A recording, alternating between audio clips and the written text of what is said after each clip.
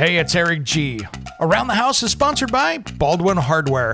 For 75 years, Baldwin Hardware has been known for its first-class quality and craftsmanship in door and cabinetry hardware. As an alumnus of the Baldwin Hardware Design Council, I can say I have seen the details and quality from design to the finished product. If you're looking for a new style and old-world craftsmanship, I can tell you there is only one Baldwin Hardware.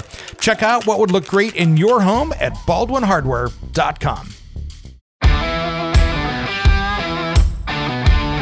It's Around the House. To have, uncles like Tom Silva, Norm Abram, Kevin O'Connor, these guys are tremendous to me. I've known him my entire life. My dad's been on the show since I think he was like 22 or 23. My grandfather was on the first season. And so, to be able to, see it firsthand, the filming process, but also learn the tricks of the trade. And those tips, I was probably, I don't even know, like 6 years old when I learned how to solder a pipe, That's right. So just being a fifth generation plumber, and just seeing, my dad he's big into education. When it comes to remodeling and renovating your home, there is a lot to know, but we've got you covered. This is Around the House. Welcome to the Around the House show. This is where we talk everything about your home every single week. Thanks for joining us.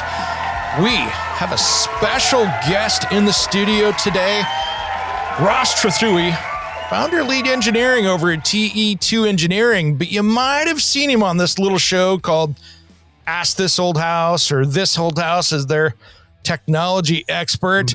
Thanks for coming on today, brother.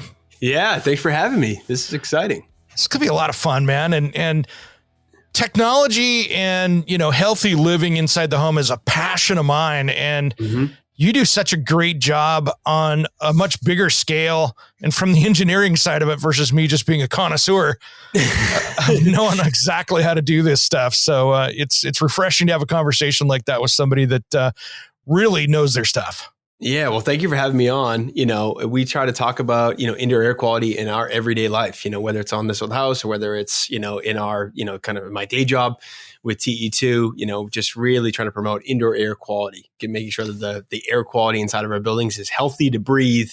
And it's, promote, us having longevity and all the other good things that come, from good indoor air. People focus on what they eat. People focus on what they drink, but they don't really think about what they breathe. And so that's kind of like the last kind of frontier as far as what people need to be focused on as far as ingesting. You think about, right? And the typical, human, it's crazy to think about this, but the typical human drinks about 8 pounds of water a day.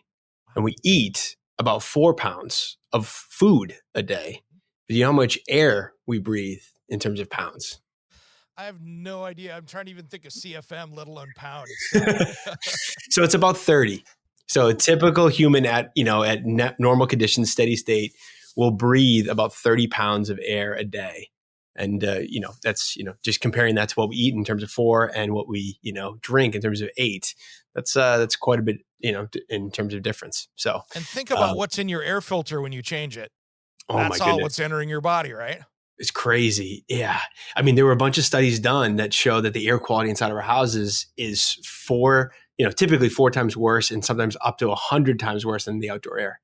So we think of our houses being healthy, clean environments, but a lot of times it's the petri dish. It's the exact opposite that we've locked in all these, contaminants and some of it gets trapped in the filter, of course. And some of the higher quality filters obviously do a really good job of capturing the small stuff, but yeah, the rest of it's going into our lungs, into the lungs, into the bloodstream, tiny particulates. They call it PM 2.5 is the term that they call it. And that's the really, really small stuff, the fine particles. And more science and more, research is being done on what that does to our bodies, but it can't be good. It can't be good. No, and on top of it, we can't even get building code straight across the U.S. This is my little soapbox here. We can't even require kitchen ventilation hoods in homes. Oh, you got a window, that's close enough. And it drives me absolutely insane as a nearly 30-year kitchen designer that we can't even get that right now. Oh my goodness, that drives me bonkers. Yeah. Kitchen exhaust is one of those things. It's like, yeah, but I have a recirculating hood. Or, it's like, Yeah, it's like a recirculating toilet. How well does that work that we for can do here? It blows me away. And this, again, soapbox. How can I walk into a home center and buy a recirculating hood? I know. That shouldn't be on the market. Shouldn't be allowed. Yep. Or, I just cracked the window. I have no hood at all. Or I put the microwave above it, and even though a lot of those microwaves can be vented to the outside, they just choose not to. It's crazy. I agree with you on that one. So it's wild. And then, I like using new technology. I've got, I'll use the name out there because it's worked well, but it's also kind of starting to scare me now. I've got one of those Aris, they're one of the air scrubbers in my house, but I'm starting to get a little worried about it. And I'm going to do some more research on it. In full disclosure, I've talked about it for a couple times, but my wife can't bake bread in the house with it. So can't bake bread. Okay. No, it kills the yeast. So when she goes to rise bread, it won't rise. So she has to go take it outside. And I'm like, wait a minute. Okay, that's making me a little nervous. I know it's really doing a great job of scrubbing the air, but it's killing the yeast. So I don't know if I want that in me either. Right.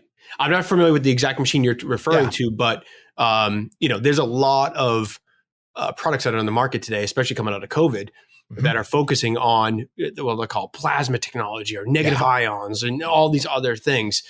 And to be honest with you and with everyone that asks me, I say, just put in a HEPA filter, or a really, really good, air filter in your house, as good as you can get.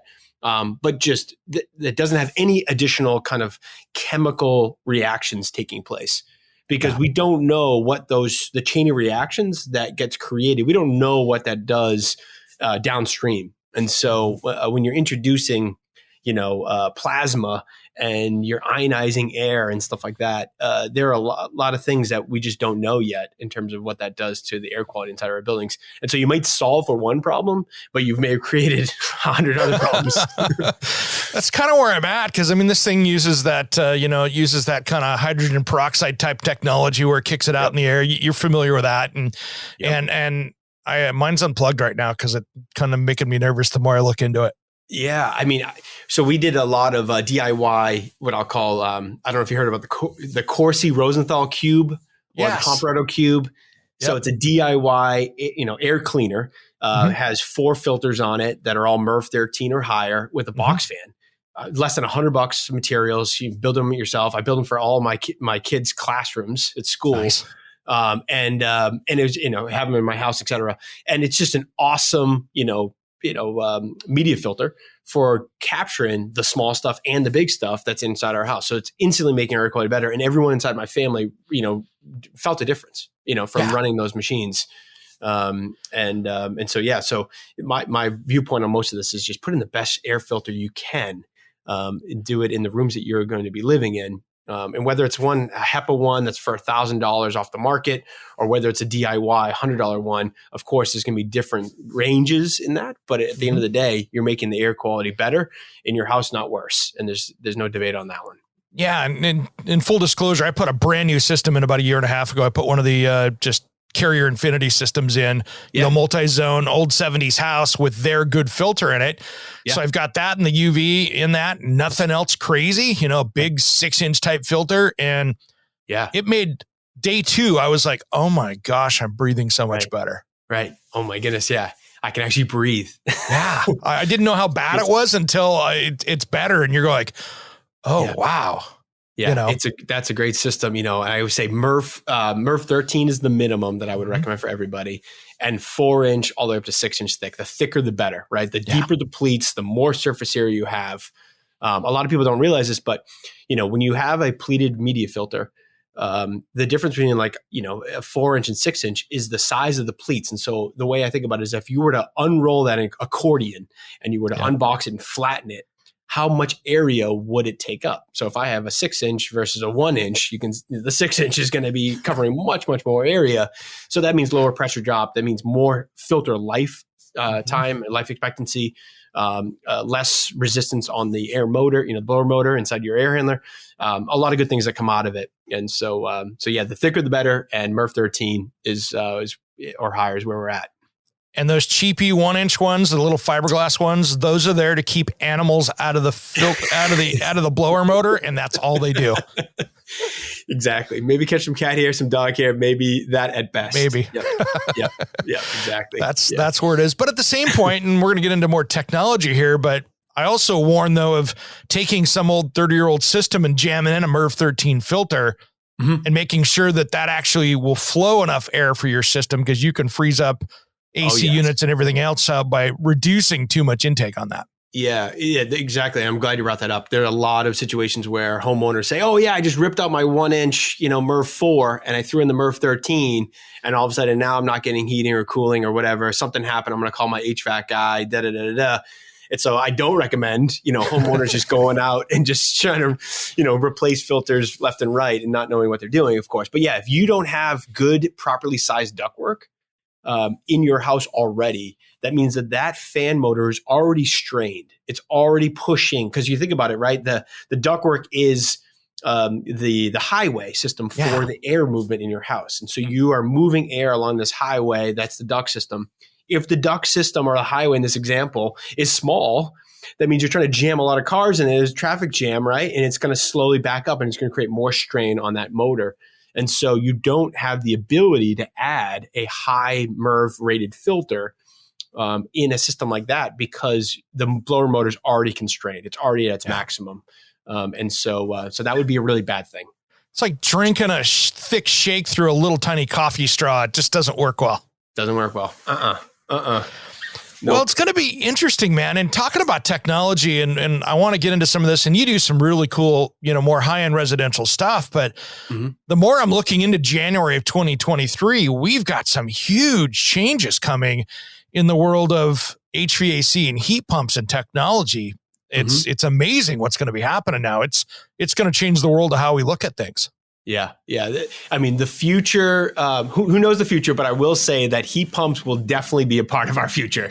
No question, whether it's geothermal heat pumps, whether it's air source heat pumps, but the real push right now is air source heat pumps, right? Sure. Going to higher efficiencies, going to more cold climate, inverter driven compressors, going with electronic expansion valves, going to all these really cool technologies that let us get more heat when it's colder outside and get more cooling when it's hotter outside, and be able to give us cruise control for our house. And in terms of the HVAC systems, that's coming, and that's here, I should say. Yeah. Well, it's amazing just in my system with the variable speed, what that did. I know some people go, oh, I can get a single speed system for this, but variable speed is X. Yeah, man, I will never not put in a variable speed system in anything ever again after having that. Yeah. I mean, we talk about it with homeowners all the time and different clients. It's like, would you rather have in the car analogy, would you rather have a car that's either on or off at 100 miles an hour or 0, right? Or would you rather have a car that could go 50 or 100 or 0, right? So 2-stage compressor in that analogy. Or would you rather have a car that can modulate from 20 miles an hour to 100 miles an hour and anywhere it needs to, whether you're going up hills, down hills, in traffic, So it's a no-brainer. It's a no-brainer. Yeah. And the costs for this equipment is coming down. It's becoming more ubiquitous, and there's all these other benefits, right? Part load efficiencies go up. The dehumidification capabilities go up. The comfort level inside the house goes up, because now it's not slammed on, slam off, slam on, slam off. It's you don't hear it. I mean, I never hear, unless it's, we get extremes here, and I'm in Portland, Oregon. So, in the last 2 years, I've had it be, 10 degrees outside, which is cold for us usually. And I've had it 117 degrees outside, which is way hot for us. Yep. And at 117, I can hear that thing cranking because it's trying to do what it can. Yeah. It's well beyond its designed capability, and it's doing what it can. But that variable speed, before that, you just don't hear it running. I know. You don't hear it. You don't have drafts blowing, where they don't need to be blowing. The temperature is right coming out of all the vents. You actually want it to run at all the time at a low speed. That's what you would rather have it be perfectly load matched and running and cycling and just sipping a little bit of energy all the time versus the on-off cycles, right? People say, oh, my heat pump's been running all day. It's like, That's okay. Cool. That's okay. That's a good thing. That means it's load matching your entire building all the time. It's always putting in the right amount of heat or the right amount of cooling into your building. And I go, do you feel comfortable? They go, yes. Do you hear anything? They're like, no, except when I go outside to the unit. But other than that, like, that's good. That's a good thing, it's doing exactly what it should be doing. And even the outdoor units now, talk about a difference in quiet. Oh, yeah. I mean, it used to be, it'd sound like a jet engine out there going, brrr, or a diesel truck starting up. And now that you hear the air. Yeah. Yeah. The fan motors are being redesigned. The physical fins are being redesigned in the outside units. Some of the, Asian manufacturers are going to the kind of the vertical suitcase style units that have like one or two fans blowing horizontal discharge versus vertical discharge. And so they're getting into, mixed flow style fans. I don't know how technical we want to get, but basically they're getting into all these different things that allow us to get more air with better efficiency with less noise. And so the decibel ratings, to your point, the dBAs on these units have gone down dramatically. And so you don't even know if it's on half the time. I have to actually put my hand on the outlet to be like, is that on? Same. And I can be outside and I can be 20 feet away from my outdoor compressor when the AC is going out there. And I'm like, is that running? Yeah.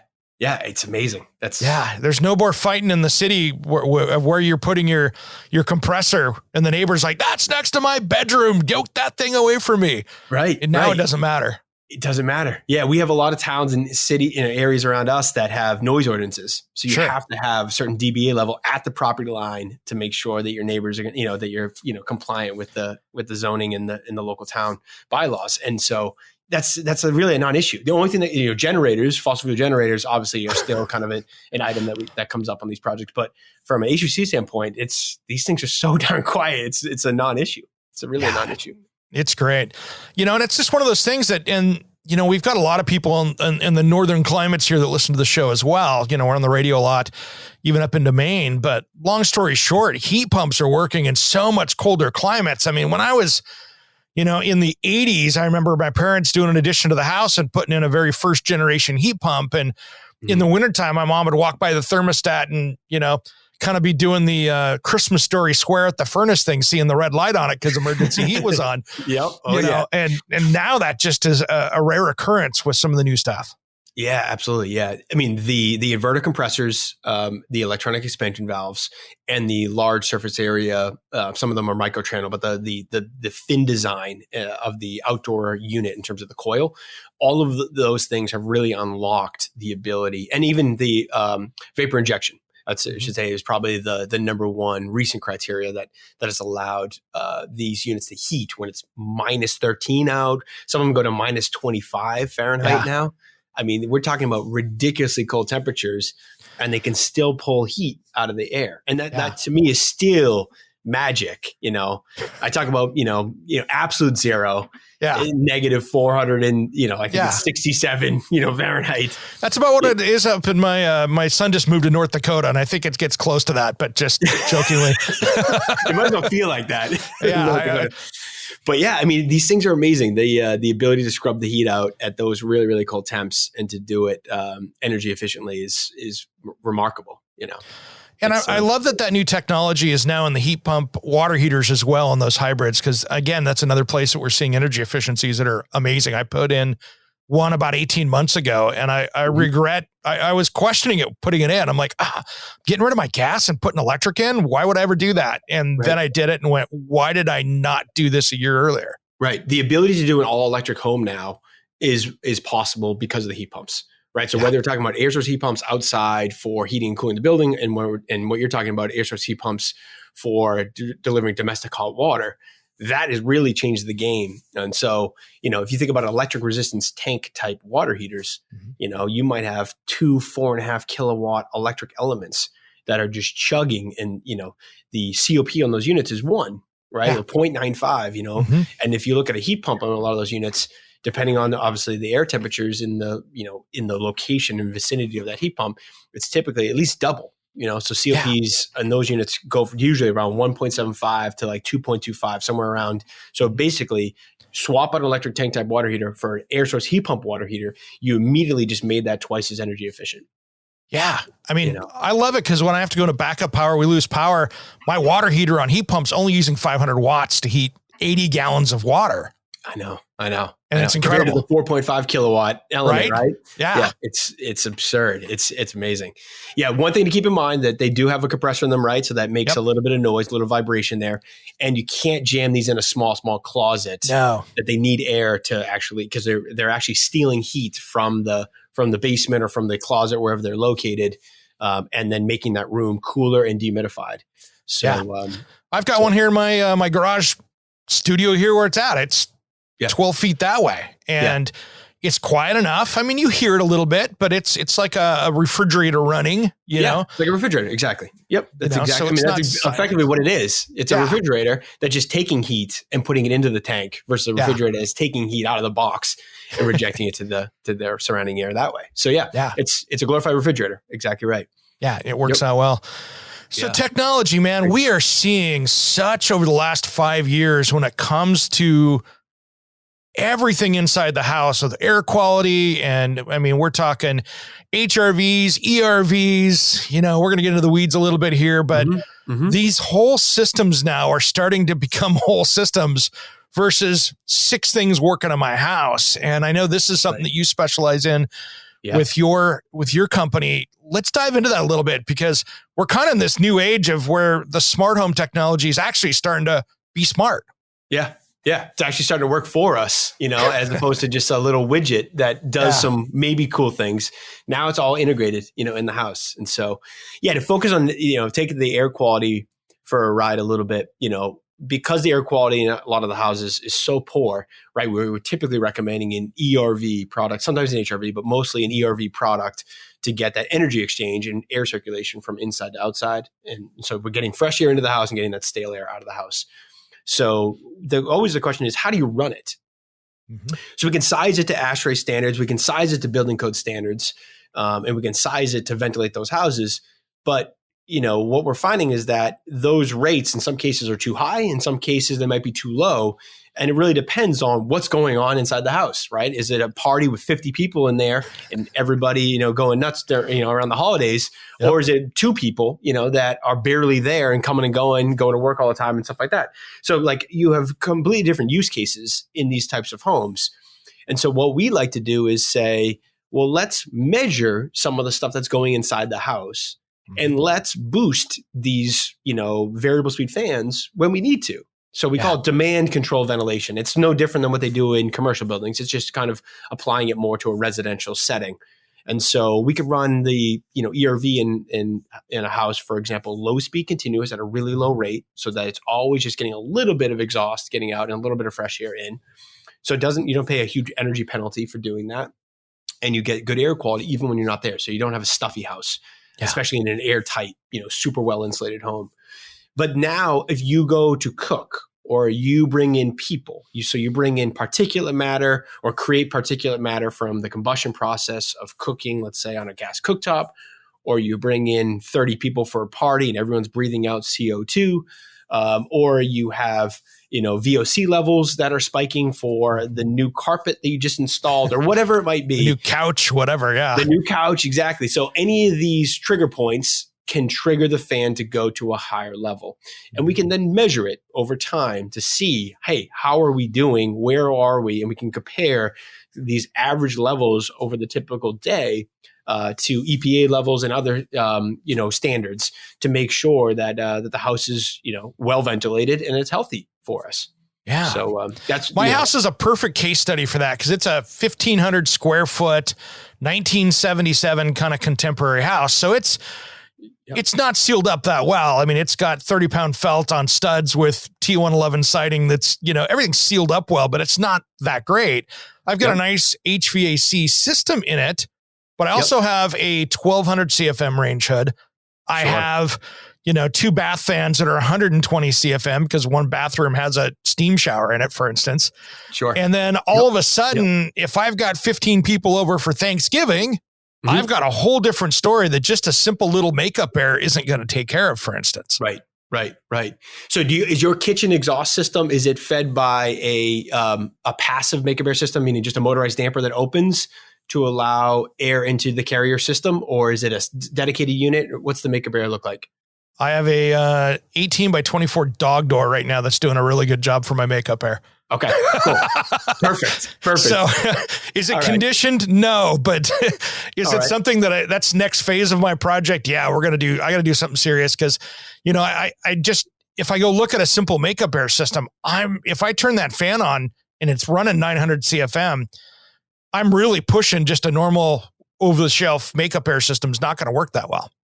Right. Exactly. Yeah. To get 900 CFM or more, in a house, especially if it's airtight. That's another question I was going to ask you about your blower door. If you ran a blower door test and you know what that number is, but basically, if it's an airtight building, you're not going to get 900 CFM or more into the house, and so you're going to depressurize that house.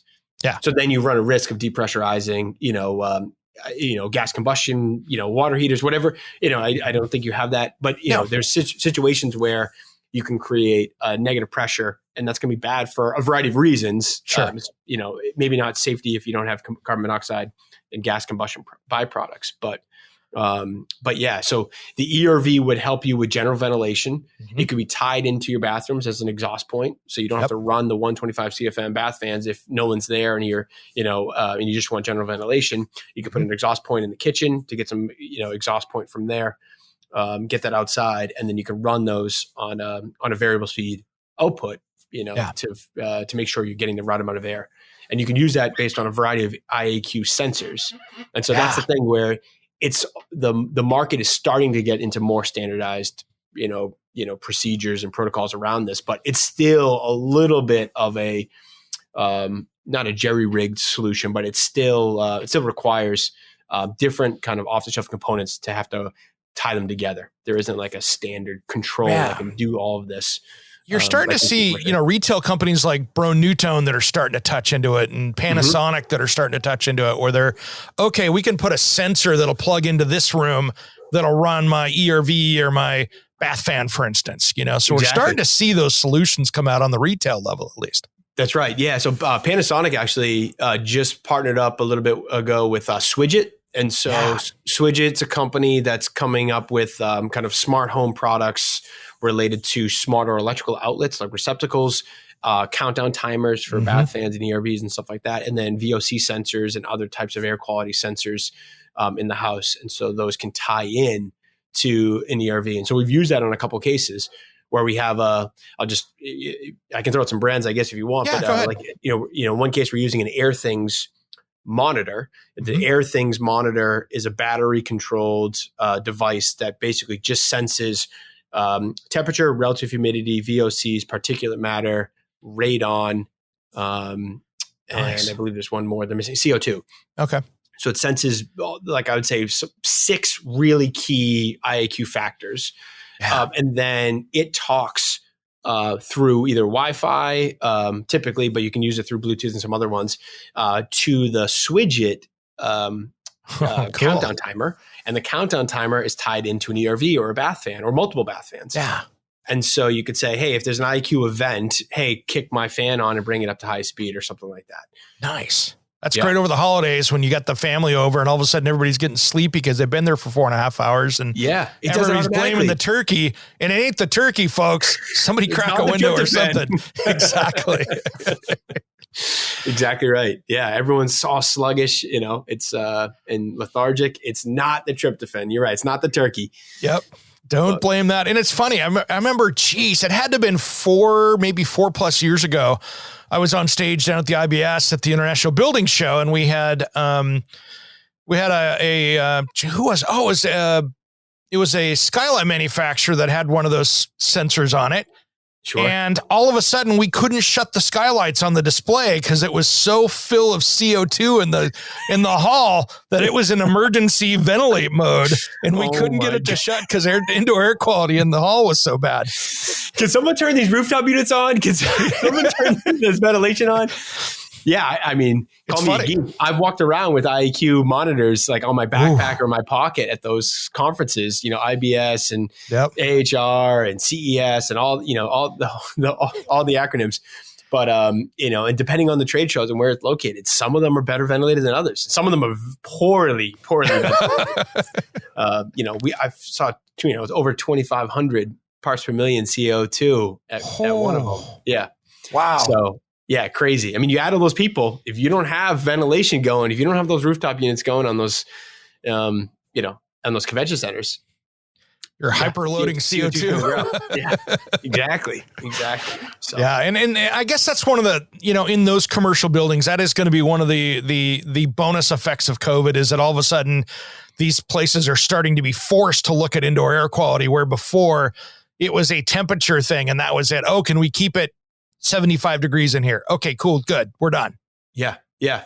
One of the, I hate to say this, but one of the really good things that came out of COVID is a high focal point on IAQ, and it's, I hate to have a pandemic create that sense of urgency, but it's true. You're absolutely right. Now that people have gone through that process and start to understand a little bit more about aerosols and virus transmission and respiratory ailments, those kind of things, now it's more front of mind than ever before. And people are now starting to focus. So we're getting quite a bit of phone calls from different types of clients that are all now focused on IAQ, whether it's in the office, in the workspace environment, or whether it's at home, kind of all of the above. And so that part is a really good thing.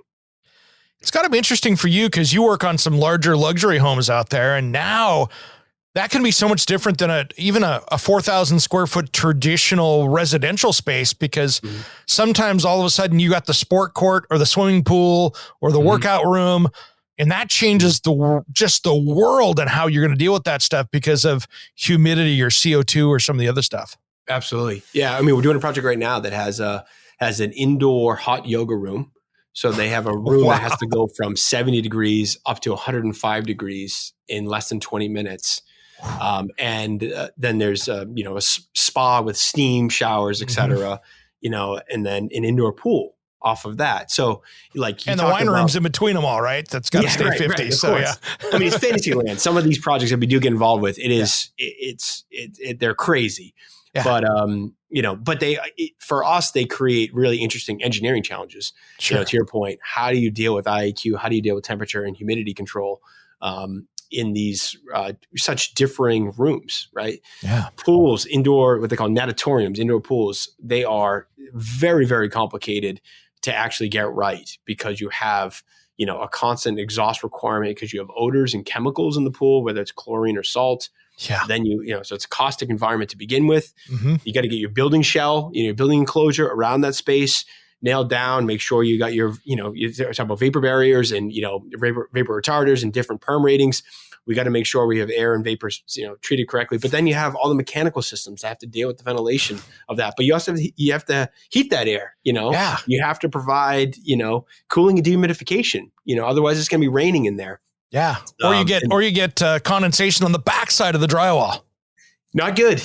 Not good. Not good at all. Yeah. So those are all these things that, these challenges that come up with the, whether it's a hot yoga room, whether it's an indoor pool, whatever it might be. And so it's fun to be able to think outside the box and get into these unique, applications. But yeah, they are definitely challenging. No question. And we're starting to see that with bathroom trends right now, because for instance, I did this at my house. I put in a really nice thermosol steam shower system in my house, which I love, but we're starting to see more and more steam showers go in. One of the problems I do see though is that people aren't planning for them right, even in contractors not doing them right, where they're not, they're not thinking about the vapor that's being released, or if they're using some of the different aromatherapies where they're loading up VOCs by putting in all these essential oils and everything else that they're dropping into these things that go into the steam. Yes. And so I see that being something that's really cool on the healthy front, but also on the unhealthy front, because now you have to deal with that within the building envelope, because now you're throwing a whole bunch of extra either humidity or contaminants in. Yeah. There's my viewpoint on that is from a ventilation standpoint is what we try to do is have a general ventilation let's say you have a typical bathroom, but you add that steam shower component to that bathroom.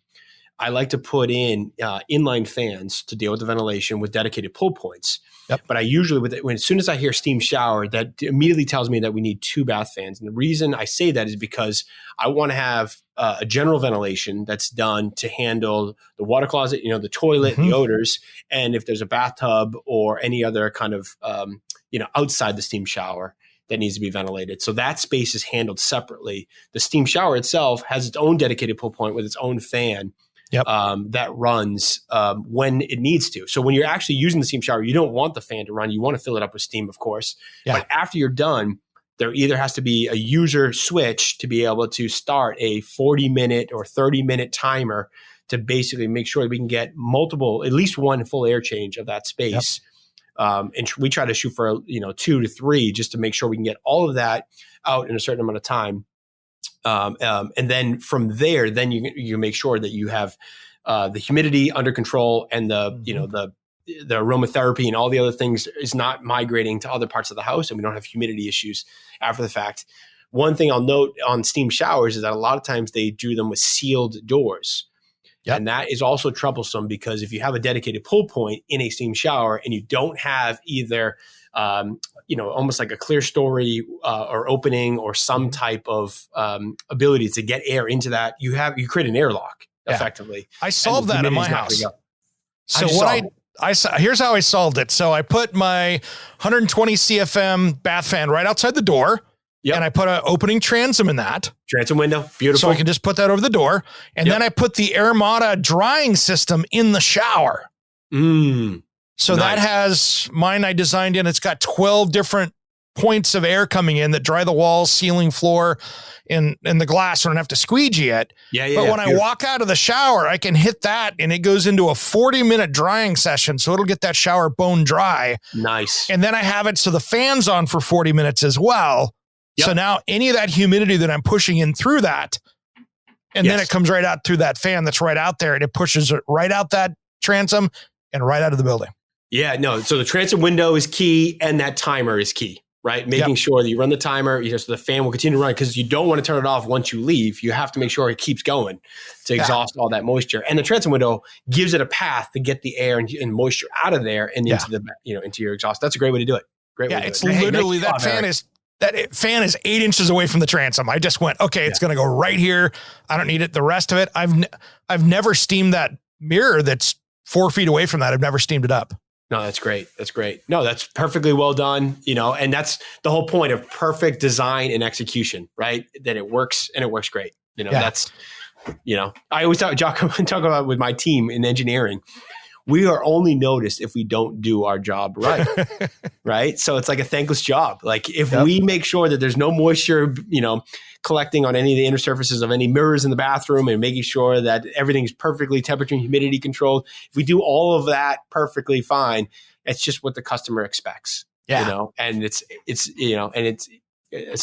interesting job. It's an interesting job. The only problem I have on it, and you'll laugh about this, is that I got to change this up a little bit, is I have a nice 3/4 inch gap under my door, but the heated tile floor, I'm pulling so much air in that it cools about the first 24 inches of tile because of the airflow coming in under the door. Wow. So I'm going to actually go in and put up another little spot where I can vent out and grab the hallway air and bring in there so I can balance that out a little bit so I don't create this cold spot on the heated tile floor.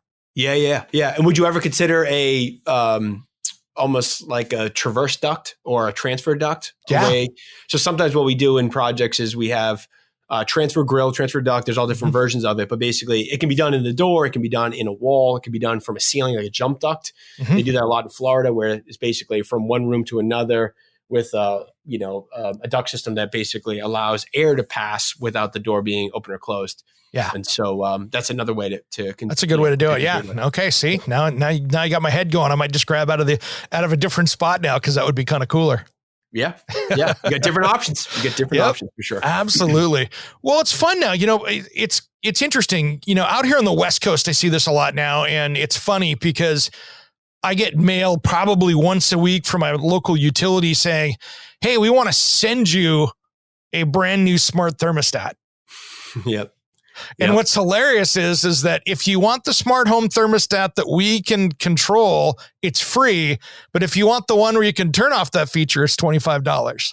Yep. Yep. It's being a debate out here now because I'm getting so many questions on this. And I love being able to go from that really dumb thermometer 1970s thermostat into something that's giving you some humidity. But I know there's some concerns out there with energy usage, especially out here on the West Coast, where they've been having blackouts and all of a sudden you come home and why is it 80 degrees? Oh, my utility changed my thermostat. Yeah. It's big. I think that's a growing trend starting on the West Coast, of course. It's making its way east, but yeah, the ability for utility companies to control your heating and cooling, as far as adjusting the set point of the thermostat when they want to, it's an interesting, time, where people can opt into these programs. They get some financial benefit by doing so. And it does reduce, the chances of a blackout and putting in more gas peaker plants and other things like that. So there are definitely some good things that are coming out of it. But at the end of the day, it's like, do you really want somebody else being able to control your heating and cooling in your house? And that's the part that I fundamentally have a challenge with. Like, I cringe at that just personally, and to each your own. But I want to have full control of that. I'm paying for electricity. I want to be able to do it. But I totally get that them going, hey, we could have a blackout. So do you want to control it or do you want to have it? Right. Exactly. I mean, you don't want a blackout, of course, right? So it's like, but at the same time, it's a tricky situation because then, why is my, temperature not where I thought it was? Why am I uncomfortable? And so there are definitely trade-offs there.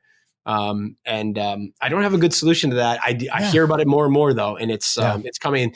I'm hearing the same thing for water heaters and a lot of different municipal, electrical utility, town and local areas of different, areas across the United States where they have the ability to change the water heater set point. So if you have an electric tank type water heater or an air source heat pump water heater, instead of maintaining the temperature at 120 or 125 or 130 degrees, they're going to make an adjustment and they're going to adjust it down so that they're going to cut out your electric, elements, for example, in your electric tank type water heater to prevent that from that peak occurring. And also time of use rates. That is also starting to, to go across, it used to be that you paid a fixed rate of electricity. Every kilowatt hour, you paid a certain fixed amount for it. Didn't matter whether you used it at noon, 4:00 in the afternoon, or at midnight. But now that's changing. Time of use rates is becoming more and more of a thing. And I think it's going to swap times too. I think it's going to swap times now too, because you have people that are going to be coming in with their Teslas or their F-150 Lightnings and plugging in and taking so much more electricity off the grid than their water heater or their electric furnace was.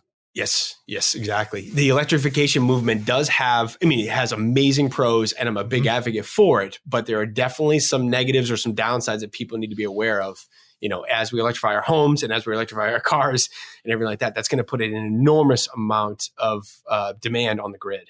Sure. And so how does that get navigated? That's going to be a challenging part for us moving forward. Solar and batteries is definitely here to stay. The battery costs are coming down. Solar has come down dramatically. So that is going to be kind of a big part of it. But, beyond that, the sun isn't always shining, right? So, there's situations where, if you plug in your EV vehicle, and you have all of that going across the grid all at the same time, that's an enormous amount of load that, it has to be absorbed somewhere. The other thing to keep in mind too is, there's a huge push right now for vehicle to grid or vehicle to home technology for electric vehicles. And I'm really interested to see where that shakes out, where you have 100 kilowatt hour battery in your, electric vehicle, like a Tesla or whatever. Yeah. It's just sitting there in your garage or sitting there in your driveway. If the grid goes down, the power goes down, why wouldn't we or shouldn't we be able to pull electricity from the battery, go the reverse direction and power up your house? So to make sure that your heating can run so pipes don't freeze, or to run your domestic hot water so you can take a hot shower. You're trading obviously the ability to move with your car, but you're effectively keeping your shelter, going, in terms of heat and, all the, the critical loads of a building. Yeah. Well, you went after some of that stuff in that Future House series that you did. Mm-hmm. And, the solar stuff's fascinating to me, but it's not a be all end all, just because like at my house, I've got a half acre here, but I've got a 150 to 400 year old, 200 foot tall fir trees here. So I have no direct sunlight. So it would take me 2 years through my city to get a permit to take a tree down if they'd let me.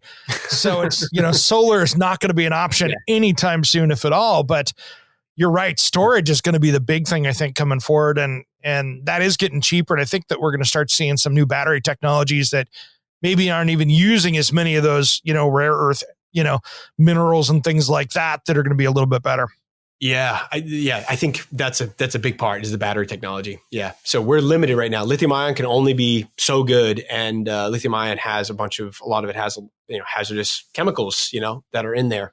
The cobalts, manganese, other types of situations like that. So I would, where I see it going is someone's going to unlock the battery equation.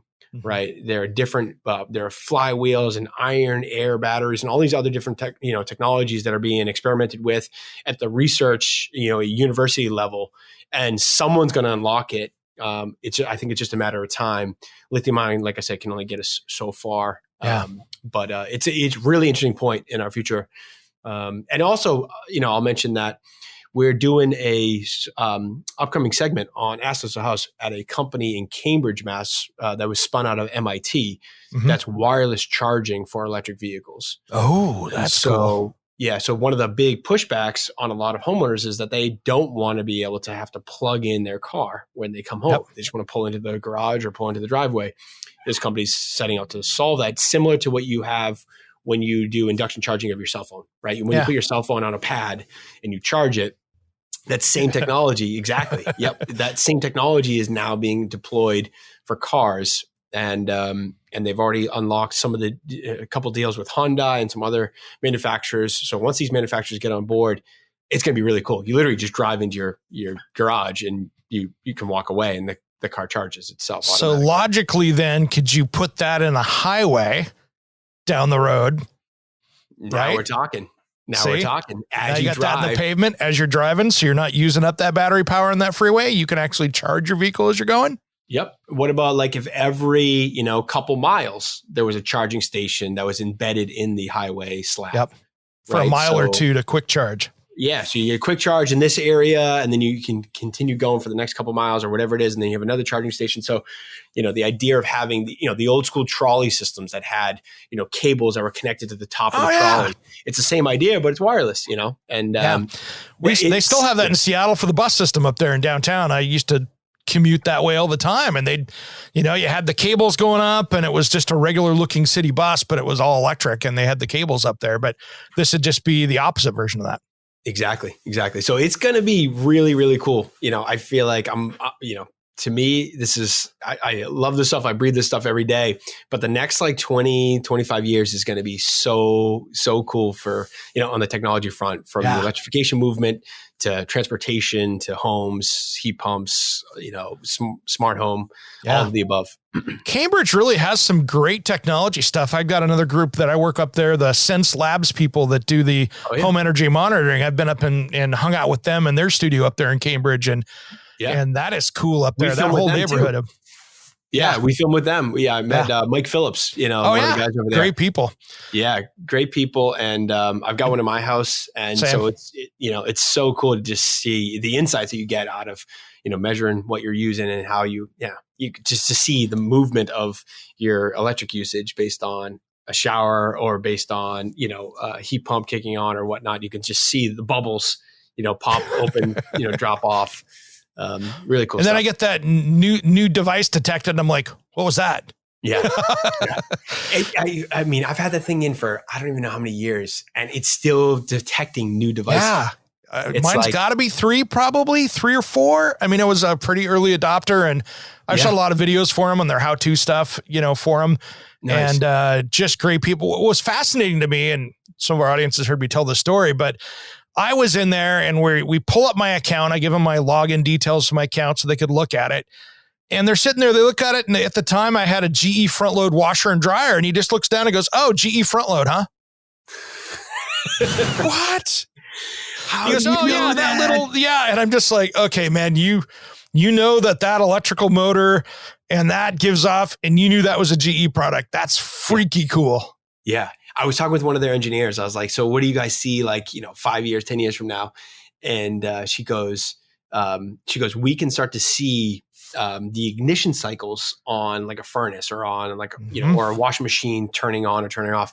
And so we can now see how many cycles did it start to actually ignite the furnace, or how many, how does the electrical signatures look in the washing machine that's probably close to its end of its life, or maybe you need to check the bearings, or maybe, so the whole predictive maintenance that could come out of something like that, to say like, look, it took 3 times for your furnace ignition cycle, your boiler ignition cycle to take place when it normally takes 1 ignition cycle to start. You probably want to get it serviced and cleaned, et cetera, et cetera. We caught a bad capacitor on a heat pump there on the startup motor on that while we were there. Wow. On somebody else's thing. They were going through it and, oh, wow, look at that. It tried to start it and it didn't. And we got to get bad capacitor. And I was like, okay, that's the cool part of this is now that you're starting to do something with that, which is super cool. I mean, that's where it starts saving you money when you start, because many times with many things in your home, whether it's a bearing going out in the washer or a heat pump that's not working correctly, that's costing you money before you realize it's failing in many cases. Right. People don't know that it's not working correctly. And it could literally short cycle itself to death, or it could be, shorten the life, like you said, significantly because it was never, commissioned properly, maybe from the start, or maybe, and so to be able to see inside the box, is what I envision something like Sense can do. Yeah. And that will, like you said, it will provide us with the ability to service things before they fail, or let us know, hey, something's wrong. You got to take a look at it. Yeah, there are so many smart home things out there, and I know you see them all too that are changing the world of that. From that ting sensor now that can check for electrical shorts in your electrical system. I mean, there are so many things, and the leak detection's a little bit interesting. As far as that, I first thought, okay, I want to have it close to my house, but I was talking to my buddy Roger Wakefield, the expert plumber, and he's like, no, you want it out by your meter by the street. Yeah. To save some money. You're talking about the water meter, right? The water meter ones where it's you want the water flow close to the utility as possible, or the water supply as possible. Because you want to absorb and see how the entire plumbing system is working. Yeah. So usually I'll tell people is right after the meter, right after your water meter, put this thing in. And I have one in my house. We've used a variety of them over the years for different clients of ours. They're phenomenal. They to be able to sense the temperature, the pressure, and the flow of the water, and for it to be able to do leak testing, let's say at midnight or 1 a.m. when no one's using any water, is really, it saved a couple of our clients big time. Oh yeah. My neighbor right now is fighting that right now. They've got I'm happy that they're not doing it today as we're recording this, because they have a 130-foot driveway that goes back to their house, and their water line is underneath that, and it's been leaking for about 2 months because they've been trying to figure out how to do it and not mess with the trees. So they're going to have to line bore that. But they were getting $1,000 water bills for 2 months before they went, what's going on? That's crazy. That pays for a system really quickly. Yeah. A lot of these are $300, $400, something in that range. It's like that pays for itself really, really quickly. And the number one insurance claim in America is water damage. Yep. It's like if a pipe leaks, if you have a leak, if somebody's hanging a picture on the wall and they put a screw or nail right through a water pipe on that wall, you'd be amazed how much, if you've ever had that happen to you. Done it. Yeah, exactly. Done it. Yeah. It's amazing how much water comes out of that. It's absurd. Yeah, about 6 years ago, we were moving into a rental house for about a year as kids were getting out of high school, that stuff, before we moved, and wanted to stay in the district, but I got a good deal on the other place before. So we went into a rental for a year, and I was putting the TV up using the stud finder. Oh, great. Double stud. Nope. That was a 3/4 inch CP water pipe there instead. And across this little den, I had the window open because it was a nice spring day. Went through with the lag bolt, pre-drilled it. It blew the screen out of the window because the window was open across the room. And luckily I knew where the water was. So that was a little more of a plumbing / drywall repair. But yes, water goes fast when that happens. Yes, that's crazy. Yeah, I tell everybody, if you don't know, figure out where your water shutoff is, where your electrical shutoff is, if you have gas, where your gas shutoff is. Those are the three most important things. If you don't know where those three are, go find them in your house, because you never know when they're going to come in handy. A plumber, a friend of mine, was doing a radiant heating job, so they installed radiant tubing. And they set it up. Everything was ready to go. The flooring guys came to put the flooring on top. Of course, they put a nail right through all the pipes. Nobody knew it, but it was small enough of a leak that it wasn't a significant burst. Mm-hmm. So the waters continued to leak and leak and leak. And this is on the first floor. All of a sudden, they were down the basement, and there's a huge bubble. The whole sheetrock ceiling in the basement had started to swell and burst, and water just went everywhere. And it flooded a good portion of the basement and the entire first floor. The cabinets had all capillary, had wicked all the water up it. It was just an absolute nightmare. Show me the photos. It was awful. I had the worst case. I had one like that where they had a 3-story house. So it was kind of a daylight basement. It was on a hill. So first floor is where the steps went up to, but there was a daylight basement. And then the second floor is where the master suite was and stuff, with the laundry up there, and the washer hose failed when they went to Europe. And the neighbors figured it out when it blew out the sliding glass door, because it filled up the basement high enough to blow the sliding glass door off its track. And that was a year and probably $500,000 to $750,000 of renovation, because water ran down everywhere and touched everything. It was a down to the studs project.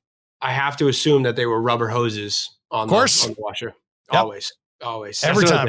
Yeah. My dad always stresses that. Stainless steel, braided hoses for every washing machine, please. Please. The rubber ones, they just don't last, I got to ask you, since you brought your dad up, what's it like growing up with that legacy as a father and the television show? Because your dad is one of my favorite people in the world. I've chatted with him a bunch of times because I'm, pretty decent friends with Kevin and all that. I was there for when they had the 40th anniversary party at the station. I was Kevin's guest there for that. Nice. For that party there. So when they had just that Q&A session, I was there in Boston for that. But Yep. Yeah. I'm extremely fortunate to have, uncles like Tom Silva, Norm Abram, Kevin O'Connor, these guys are tremendous to me. I've known them my entire life. My dad's been on the show since, I think he was like 22 or 23. My grandfather was on the first season.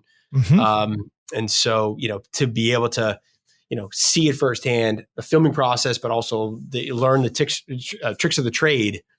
And those tips, I was probably, I don't even know, like 6 years old when I learned how to solder a pipe, that's right. So just being a 5th generation plumber, and just seeing, my dad he's big into education. So it was all about, I'm going to teach you not only how to do it, but why we do it a particular way. And I think that part, has that the why question is a big part of how I went on to do it, engineering, and go into, because why do we do certain things a certain way, or how do we make them better? You have to know the why.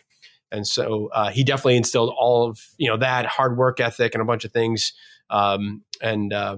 Just learned a ton from him. So it's been an absolute blessing, very You fortunate. are living a masterclass. It's true.